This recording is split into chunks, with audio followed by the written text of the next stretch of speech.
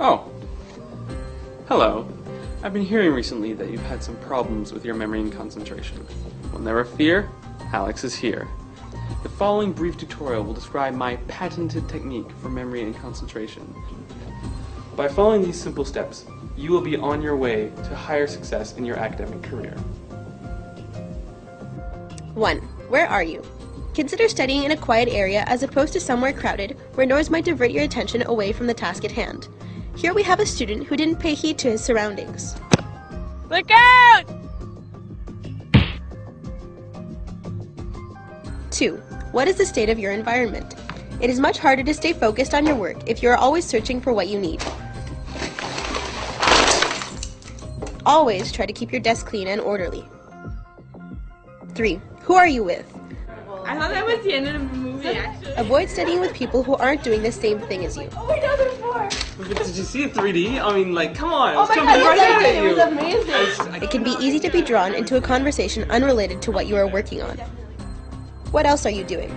Keep yourself on task. You can't expect yourself to be focused on your work if your attention is divided. Alex, I've told you before, shut your Facebook and do your homework.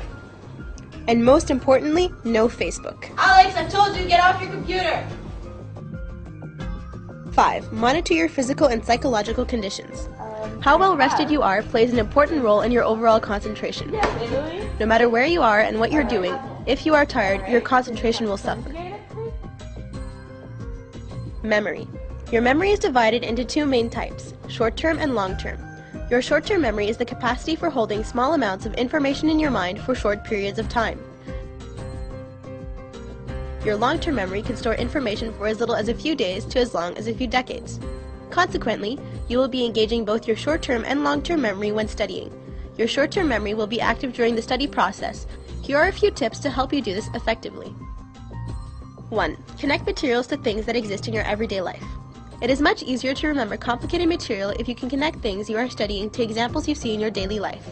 Consider ethylene, a plant hormone that increases ripening in plants.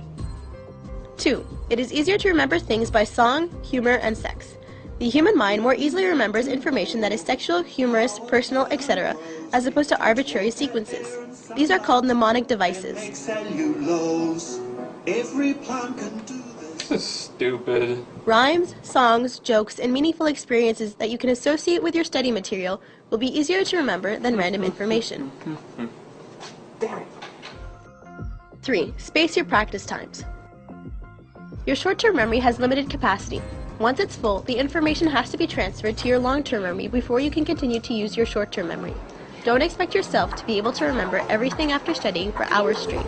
Prepare short, productive practice times with periods of rest and/or activity in between to maximize your memorization capacities.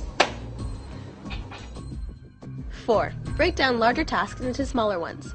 Organize the subject you are studying into main ideas and make a plan to study each of these separately. You will remember things more effectively this way. 5.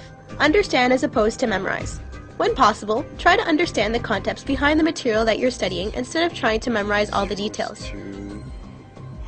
4 divided by 2 is 2. This way, when you come across questions that differ from the ones you have studied, you will have an easier time adapting to the new format. A helpful tip may be to try and generate your own examples when studying instead of using those discussed in class. You sure you're done?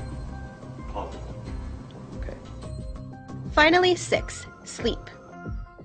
Sleep is probably the most essential ingredient to an effective memory because it consolidates and optimizes the layout of memories. Alright, good night, Mom. Good night, sweetie. Studies have shown that students who suffer from a lack of sleep generally have lower grades and impaired concentration.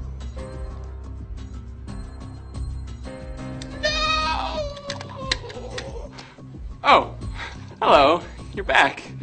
Well, I hope they make the most of this experience and that you will soon forget what you've learned here in this video. Made by me, starring me, and those other guys.